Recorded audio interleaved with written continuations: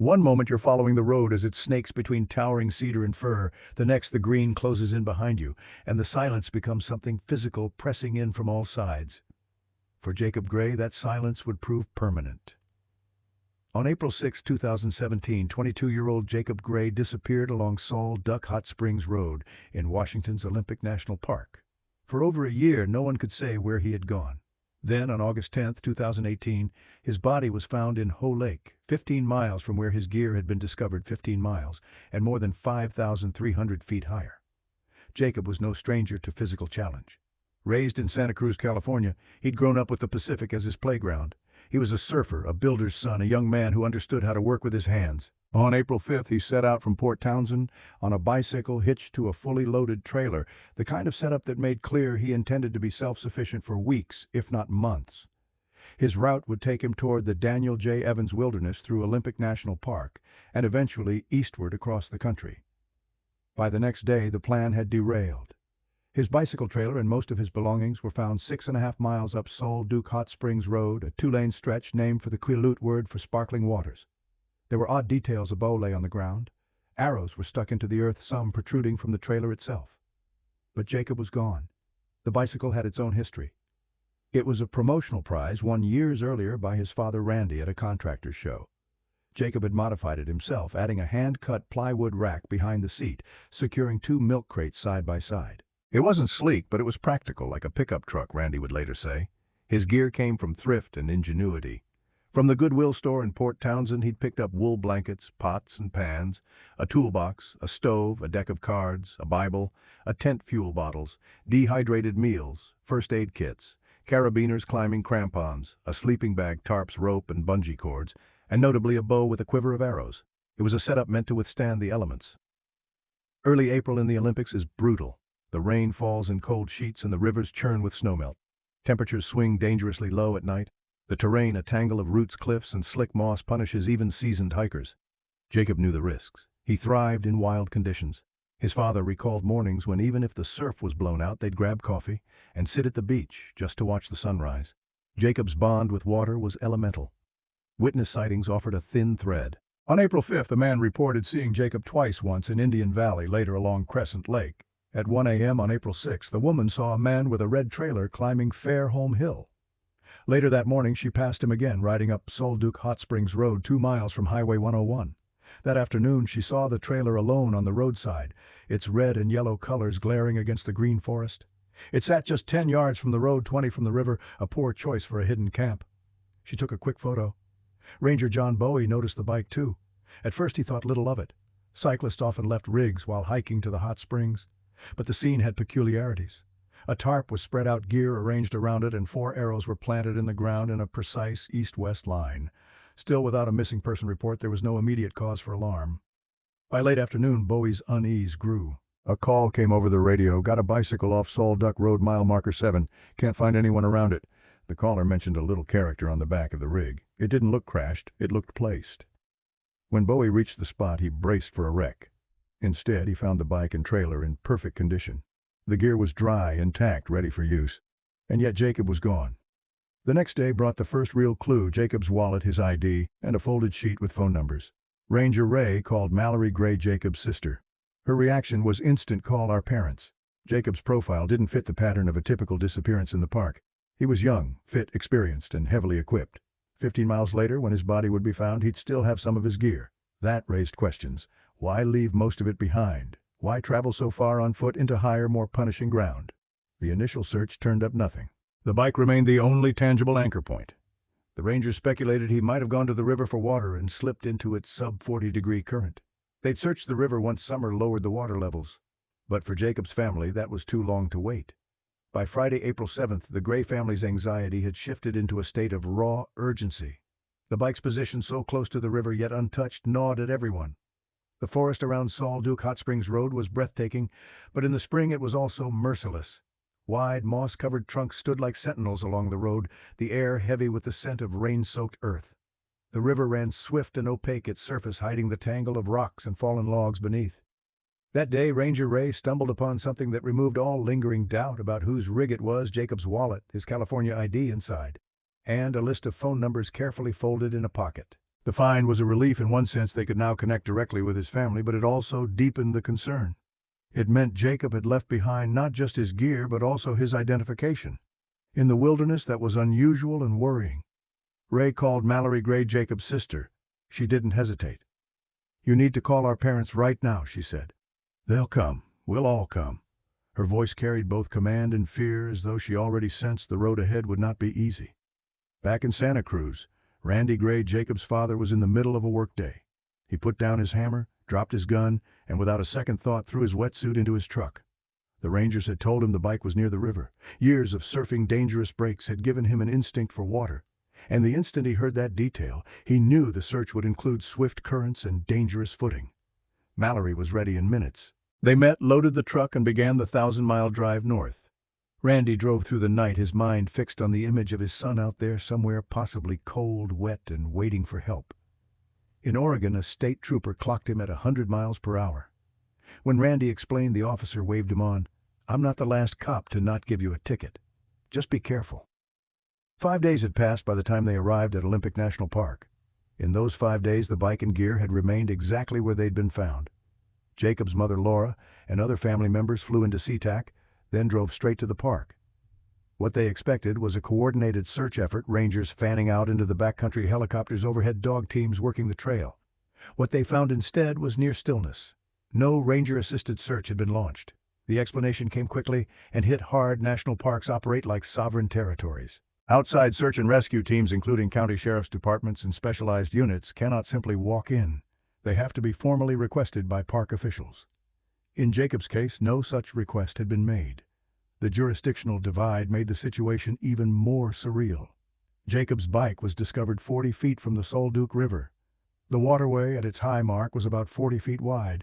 On the far side was the Olympic National Forest, an entirely different jurisdiction where the Clallam County Sheriff's Department handled search and rescue. Across the river, just a stone's throw away, the rules changed completely. Frustration hardened into resolve. Randy and his friend Danny decided to suit up and search the river themselves. They slipped into the cold water, feeling the force of the current shove against their legs. Mallory began working the forest floor, pushing through dripping ferns and ducking under low branches, looking for any shred of fabric or dropped item. Ranger Ray eventually agreed to a more intensive sweep. Randy scoured behind waterfalls, probed deep pools, and crawled under massive log jams, places where the river's pull could easily trap debris or a person. He emerged from the water with his feet already beginning to break down from hours in soaked socks.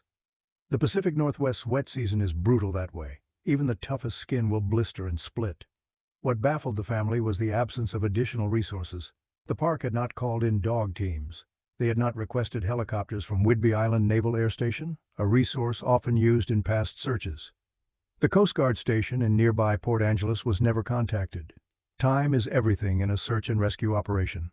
The first 72 hours carry the highest chance of finding someone alive. By the time Randy and Mallory arrived, nearly 120 hours had passed, hours in which no coordinated multi-agency search had been undertaken. Standing on the banks of the Solduke, the family realized the truth in a way that felt like a punch. Whatever chance they had of finding Jacob alive had already been severely reduced. The forest around them swayed gently in the rain, indifferent to their urgency. Somewhere within its vast green expanse was their son, their brother. But the system, the very network meant to protect visitors, had left them to find him on their own. The Solduke River ran high that April, swollen with snowmelt, its voice a constant roar in the background. From a distance it looked almost inviting, a ribbon of blue cutting through an emerald forest, but step too close, and you could feel the violence in its current form. It was the kind of water that didn't give back what it took. For Randy Gray, the river's pull was a constant reminder that time was slipping away just as surely as Jacob had slipped from their lives. Day after day he waded into the cold, probing every bend and undercut bank. Danny joined him, the two men working in grim silence, emerging each evening with hands wrinkled from hours in icy water, their legs trembling from the constant fight against the current. Mallory continued to push deeper into the forest, combing through fern-choked gullies, scanning for anything unnatural, a scrap of tarp, a flash of color against the green. The park's lethargy was a wall they couldn't break through.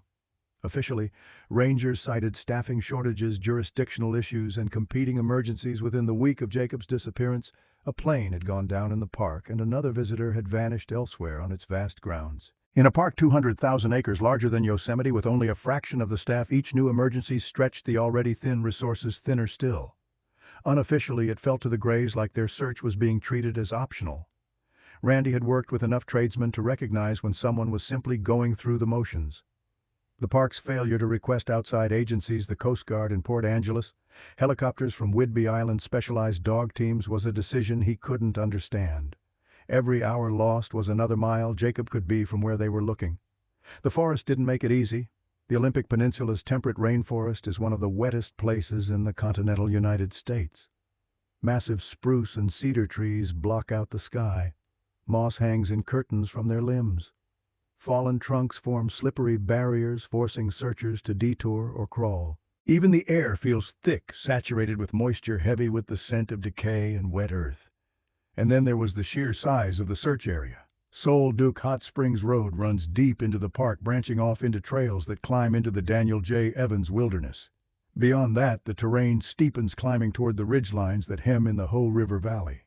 It's a country where a single misstep can send you tumbling out of sight, where sound is swallowed by the forest before it travels 10 yards. In the weeks that followed, the Grays followed up on every possible lead. A fisherman thought he'd seen a lone figure downstream from where the bike was found. A hiker recalled a man in dark clothing on a side trail toward Appleton Pass. Each sighting brought a jolt of hope, only to fade into frustration when searches turned up nothing. By May, the family's search routine had become almost mechanical. Mornings began early with quick strategy talks over coffee. Randy would take the river. Mallory would work the roadside and trailheads. Danny would cover the connecting spurs deeper into the park. They logged their routes, marked GPS coordinates, and photographed anything that might be relevant. The physical toll was immediate. Randy developed persistent trench foot from the constant damp. His boots never fully dried. His shoulders ached from hauling himself in and out of the river. Mallory's hands were raw from pulling aside Devil's Club, a thorn-covered plant that left her arms cross-hatched with welts. Nights were the hardest. In the dim light of the campground, they'd spread out maps and circle the places they'd covered, always aware that the blank spaces beyond their circles were infinitely larger. Meanwhile, the theories began to multiply. Some rangers clung to the idea that Jacob had gone to the river for water, slipped, and been swept away. Others speculated he might have left the bike deliberately to hike deeper into the park, perhaps toward Hoh Lake or Appleton Pass. But no one could explain the arrows stuck into the ground in a precise east-west line, or why his wallet had been left behind with his gear. By early summer, the Sol Duke's levels began to drop. The rangers made plans to search the riverbed more thoroughly. But summer in the park also meant more visitors, more incidents, and more demands on the same limited resources. For the Grays, the pace felt glacial. They had been living in a constant state of adrenaline for months, only to realize the official search would never match their urgency. The forest seemed to mock them with its beauty, the way the sun broke through the canopy in late afternoon, turning the moss a glowing gold. The sudden flares of birdsong and the stillness, the glacial streams tumbling in ribbons down rock faces. It was the kind of place Jacob would have loved. And that, more than anything, made it harder. Because if he had chosen to vanish into this place, it was the perfect hiding spot. And if he hadn't, it was the perfect grave. By late July of 2017, the Sol Duke River had dropped enough for the jagged rocks along its bed to show through. Pools that had been opaque with snowmelt now ran clearer, though still icy cold. This was the moment the park rangers had told the Grays they'd been waiting for, the time when a proper river search could be conducted. But by then, the summer crowds had descended on Olympic National Park. Trailhead parking lots were overflowing, campgrounds booked solid, and rangers pulled in all directions to manage the crush. A thorough, dedicated sweep of the river near Jacob's last known location was no longer the top priority. The Grays learned to live with the irony. The very conditions that made the river safer to search also brought the wave of visitors that diverted resources elsewhere. Randy refused to let the season pass without action. With a few volunteers, he ran his own slow, methodical search of the riverbank, probing every logjam, checking beneath overhanging banks, and diving into deeper pools where the current allowed. He knew the statistics in rivers like the Sol Duke. If a body was caught in a snag or pinned under debris, it could stay hidden for months, even years. The thought of his son lying somewhere unseen kept him pushing on long after others called it a day. Mallory's search moved further into the backcountry. She followed trails that climbed away from the river toward the high country, toward places like Appleton Pass where the terrain turned steep and the air thinner. She'd pause at overlooks, scanning ridgelines for any unnatural splash of color. In her pack, she carried flagging tape and a small GPS unit marking areas she'd cleared. She began to learn the patterns of the forest, where elk moved in the mornings, how quickly fog could roll in from the coast, how the light changed with the canopy's thickness. The summer heat in the lowlands never fully reached the upper valleys. Even in August mornings in the Solduc could be cold enough to see your breath. It was in these moments, standing in the still air, listening to the far-off rush of the river, that the scale of the search became almost unbearable. Jacob could be anywhere in hundreds of square miles, and each day's work felt like moving a teaspoon of water from an endless lake. By September, the days grew shorter and the rains began to return. The ferns that had been vibrant green in spring were starting to brown at the edges, and the forest floor grew slick with fallen needles. This was when official search efforts all but disappeared. Seasonal staff, many of the park's summer rangers, left as their contracts ended, and only the skeleton crew remained. The Grays knew what that meant, as the weather closed in any chance of finding Jacob before winter would slip away. Still, they stayed. They learned to search in the rain and the low light, in conditions that soaked through every layer within minutes. Randy's notes from that time read more like a ship's log than a search diary, river high again after last night's storm. No visible change in debris jam downstream. Searched north bank to 1.2 miles from rig. When the first snow dusted the upper ridges in October, the mountain passes began to close. The trail to Hoe Lake, which would one day yield answers, grew harder to access, requiring careful timing and the right weather window. In many ways, the park itself was telling them it was time to stop. But they didn't. Randy kept walking the river. Mallory kept pushing up trails that wound into the wilderness. And in the quiet between rain squalls, both of them kept listening for a voice, for a shout, for anything that might break the long silence Jacob had left behind. Winter in the Olympics doesn't arrive with a sudden blizzard. It seeps in slowly, like fog rolling over a bay, until one day you realize the ground has gone hard underfoot and the sun no longer warms your back. By December 2017, the upper reaches of Olympic National Park were locked in snow and ice. For the Gray family, the change in season was more than just a physical barrier. It was a shift in the very nature of their search. The trails they had pushed into all summer were now treacherous, if not entirely impassable. The high passes toward Hoe Lake and Appleton Pass could vanish overnight under whiteouts. Even the river crossings became dangerous, as icy rocks turned each step into a gamble. The park's official search effort, already minimal, had gone dormant. Winter staffing was lean to begin with, and rescue operations were largely limited to emergencies involving current visitors. For a case like Jacob's, cold for months now, there would be no helicopters, no dog teams, no organized grids. The wilderness had claimed the space back, and without fresh clues, the authorities were content to let it rest until spring. For Randy and Mallory, that was unthinkable. They couldn't stand the thought of their son and brother lying somewhere under the snow, waiting for the thaw to bring him back into view. They shifted tactics, studying maps instead of hiking them, tracing every possible route Jacob could have taken from the point where his gear was left. They spoke with survival experts, with veteran hikers who knew the park's hidden routes and dangerous shortcuts. One theory persisted: Jacob might have gone ultralight for a side trip, leaving most of his gear behind with the bike. If he had aimed for a destination like Hoe Lake, the route would have been steep but within his capabilities. Another idea, far less comfortable to consider, was that he had suffered some kind of disorientation or injury that pushed him off course entirely. Randy also considered the river again. He had been over and through it so many times he could picture its bends in his sleep. If Jacob had fallen in and been caught in a deep snag, his body could remain pinned until a storm or snowmelt shifted the debris. The thought was unbearable, but it was part of the grim arithmetic of search work. As the weeks turned into months, the weight of uncertainty pressed harder. Holidays came and went with empty chairs and half-hearted traditions. Jacob's absence was no longer a sudden shock. It was a constant hum in the background, the way a missing tooth keeps your tongue searching the gap. Winter in the Pacific Northwest is a season of sound: the drum of rain on metal roofs, the crack of limbs under the weight of snow, the low moan of wind through the trees. For the Grays, each sound out in the wild felt like it might be a clue. Randy would sometimes stop mid-step on a logging road, head cocked, listening. It was never Jacob.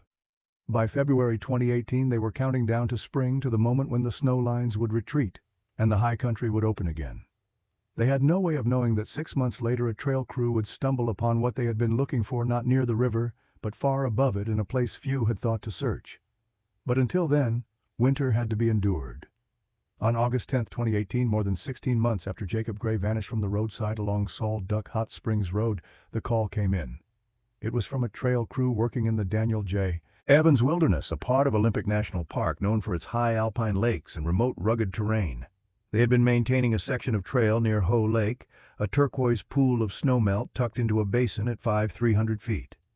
Even in summer, patches of snow linger in the shadowed gullies, and the nights are cold enough to see your breath. It's a place reached only after a grueling climb, a destination for seasoned backpackers willing to push deep into the park's heart. The crew had come across human remains. The location stunned those who had followed Jacob's case. Hoh Lake lay some 15 miles from where his bike and most of his belongings had been found. To get there from the Sol Duc River meant not just distance, but thousands of feet of elevation, gain a climb that would tax even an experienced hiker carrying minimal gear. Rangers moved quickly to secure the site. The basin was quiet when they arrived, the still water reflecting a perfect mirror of the surrounding ridges. In the shallow alpine air, every sound carried the crunch of boots on gravel, the rustle of wind through low heather. They documented the area, carefully marking the coordinates, photographing the position of the remains and any scattered belongings. What they found with Jacob was limited. Some of his gear had made the journey with him enough to suggest he had intentionally left the bike and heavy equipment behind. But there was nothing obvious to explain why he had chosen such a demanding route, or what had happened to him once he arrived. For the Gray family, the news landed like a blow and a strange form of relief all at once. 16 months of searching had ended, but not in the way they had hoped. The hope that had fueled Randy's river dives and Mallory's trail searches was now replaced by the need for answers that might never fully come. The recovery operation was slow and deliberate. The remoteness of Hoh Lake meant helicopters would be needed to assist in transporting the remains, but the basin's geography made landings difficult. Every item was cataloged, every scrap of material bagged. Rangers knew that in a case with so few witnesses, and such a long gap between disappearance and discovery, even the smallest clue could prove vital. When the last of the gear was lifted out, the basin returned to silence. The ripples on Hoh Lake faded, and with them so did the final visible trace of Jacob's journey into the high country. When Jacob's remains were finally recovered from the Hoh Lake Basin, the official process moved in the only direction it could, toward classification, toward a neat box on a form that could be checked and filed away. But in a case like this, neat boxes rarely hold the truth. The location alone defied easy explanation. Jacob had left his bike and most of his equipment in a spot that on paper was perfectly suited for a long stay near water along a road for potential contact with shelter just a tarp's pitch away. Yet he had walked away from it all carrying only a fraction of his gear and pushed 15 miles into higher, harsher ground. The climb to Hoh Lake is not a casual hike. It demands endurance, navigation skill, and a willingness to commit to isolation. Even in August, it's a place where the air is thin and the weather can turn in minutes. In April, when Jacob began his journey, it would have been colder still, snow clinging to north-facing slopes, ice glazing the shaded switchbacks. The investigation into cause of death yielded no smoking gun. There was no sign of foul play, no injury that screamed of a violent end. Exposure and hypothermia were considered as they so often are in wilderness deaths, but without clear forensic evidence, the cause was left officially undetermined. That word undetermined has a way of lingering. For the Grays, the contradictions piled up. Why leave behind the bow and most of his arrows, but carry some gear forward? Why plant 4 arrows in an east-west line near his tarp before leaving? Why was his wallet, the thing that could identify him, left with the bike when most travelers keep it on their person? And perhaps the most confounding question, what was he seeking at Hoh Lake? Theories continued to circle in the months after his recovery. Some believed Jacob had been following a personal, possibly spiritual goal, a destination known only to him, somewhere far from roads and people. Others suggested he may have become disoriented, mistaking one trail for another, and found himself committed to a climb he couldn't reverse. A few held to the river theory, speculating that he had crossed it, found himself on the far side, and simply kept going until the high country drew him in. But the truth remained elusive. The Olympic Peninsula has a way of keeping its secrets. Its scale is deceptive, its beauty a mask over its dangers. The same moss-draped branches and glacier-fed streams that draw hikers and dreamers have for centuries hidden those who never came back. When the Gray family returned to Santa Cruz, they carried with them what they could. Jacob's recovered belongings, the official report, and the knowledge that their search had at least brought him home. Yet home in this context meant something different, not the living Jacob who had set out from Port Townsend, but the silent evidence of where his journey had ended. Randy and Mallory had arrived in Olympic National Park on Tuesday, April 11th, 5 days after rangers found Jacob's bicycle standing silent beside Saul Duck Hot Springs Road. They came ready to work, ready to flood the forest with search dogs and boots on the ground. But the park refused their offer. Instead, they insisted on keeping the search in-house, limiting the resources that could be deployed in those first critical days. The day after the bike's discovery, April 7th, the Clallam County Sheriff's Office had conducted a search with roughly 30 people and dogs. They found nothing. Nearly a week later, on April 12th, Olympic Mountain Rescue joined in. This time, there were signs small but enough to paint a troubling picture. Evidence suggested someone had swapped hiking boots for running shoes, moved toward the river, and slipped on a mossy rock. Downstream, there were faint signs that the same person may have tried to climb out again. On April 13th, instead of calling in swiftwater rescue divers, the search detail included a state fisheries biologist tasked with checking log jams for a trapped body. 2 cadaver dogs would later alert on a jam that seemed promising. But after scouring every tangle of logs for 12 miles upriver and down, no body emerged from the cold water. By April 14th, the search had shifted in name and in spirit. The park reclassified it as a limited continuous search, effectively ending the intensive phase. The forest closed back over the scene. It would take more than a year for the forest to give up its secret. On the late afternoon of Friday, August 10, 2018, a group of biologists hiking into the high country to study Olympic marmots stumbled upon something entirely unexpected. In the thin air above Hoh Lake, a place few hikers ever reach, they found the weathered remains of clothing, scattered gear, and human bones. The location defied simple explanation. It was on a treeless ridge above the lake, more than 300 feet above sea level, at least 15 miles from where Jacob had abandoned his bike. No trail led there. In April 2017, when Jacob had vanished, the terrain would have been buried in snow, the slopes potentially unstable with avalanche risk. From the air, the ridge would have been visible, a bare scar among the surrounding peaks, and yet no aerial searches had spotted him there in the early days. How Jacob reached such an isolated, punishing location remains one of the case's most stubborn mysteries. Was it foul play or something stranger? The possibilities range from tragic to bizarre. Perhaps he had eaten something poisonous, a fatal mistake reminiscent of Chris McCandless's story in Into the Wild. Maybe he had been injured, unable to signal for help. The lighter found on his body suggested he could have made a fire, yet there was no sign that he had. Why not? The darker theories lingered. Maybe Jacob had crossed paths with another person, a stranger, or someone he knew from before who persuaded him to leave the path he'd been on.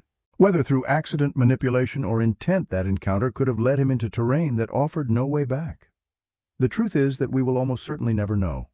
In wilderness cases like this, evidence doesn't just erode, it disappears entirely, washed away by snowmelt, hidden by vegetation, carried off by animals. But what we do know is this: the Olympic wilderness is as unforgiving as it is beautiful. A single mistake or a single moment of trust in the wrong person can put even the most prepared outdoorsman in a fight for his life. And if you're alone, there is no margin for error. Jacob Gray's journey ended high above Hoh Lake on a barren ridge where the wind cuts cold even in summer. How and why he got there is a question the mountains will keep. And perhaps that's the final lesson, that in places like these the answers are rarely clear, and the only certainty is that the wilderness always has the final word.